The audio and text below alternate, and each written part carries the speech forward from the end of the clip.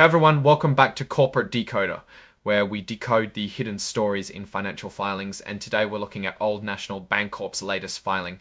Get ready because this report drops some interesting hints about their investor game, and we're going to break down what it really means for you. Before we dive in, if you like getting the real scoop on companies without the jargon, hit that subscribe button and join our Discord community linked in the description below. This is a current report, basically an update on what's happening. Old National Bancorp, a name you might recognize if you're in the banking world, is putting out some information that's aimed squarely at investors and analysts.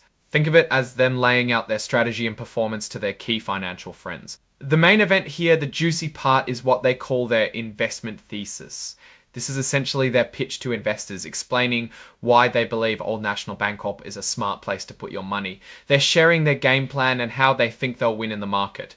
Now let's talk about what this report tells us about their stock. They have common stock, which is what most people think of when they hear stock. This is trading on the Nasdaq Stock Market LLC. They also have preferred stock. Think of preferred stock as a bit like a loan with a promise of a fixed payment, usually before common stockholders get anything. They have a Series A preferred stock and a Series C preferred stock also listed on Nasdaq. These represent specific types of ownership that give holders certain rights and can offer more stability or a different kind of investment compared to common stock. The ticker symbol for their common stock is INB. This is how you'll find them if you're looking to buy or sell shares. The report is signed by Nicholas J. Choulos, who holds a pretty important role as Executive Vice President, Chief Legal Officer, and Corporate Secretary.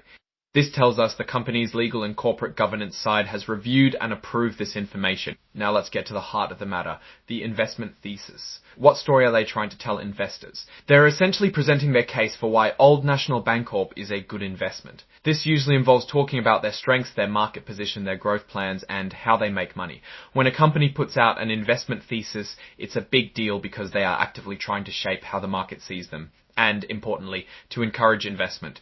The fact that they are presenting this in August of 2025 means they are likely sharing updated performance numbers, maybe reflecting on the first half of the year and setting expectations for the remainder of 25. They want to show a clear path forward and build confidence. Think about how a company presents itself.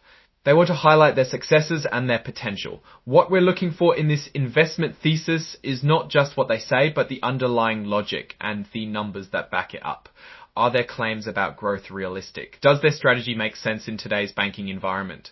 We don't have the actual presentation here, but the filing tells us that it exists and is being shared with investors. In my opinion, Old National Bancorp is using this filing to proactively manage its investor relations. By providing an investment thesis, they are guiding the underwriter. This can be a strength, showing they are transparent and have a clear plan. However, what's crucial is how this thesis translates into actual financial results over time. A strong thesis is pointless if the underlying business falters. We need to see the numbers that support this thesis. For example, are they growing their loan portfolio? How is their net interest income doing, which is basically the profit they make from lending money? What about their efficiency ratio, which shows how well they control costs? These are the kinds of details that truly reveal a bank's health. The fact that this is happening in August suggests they might be preparing for a particular earnings season or an investor day where they will elaborate on these points. It's a strategic move to ensure investors are on board with their vision. So to recap, Old National Bancorp is putting out there a specific strategy designed to attract and retain investors. They're highlighting their common and preferred stock offerings and sharing what amounts to their core sales pitch for why anyone should invest in them.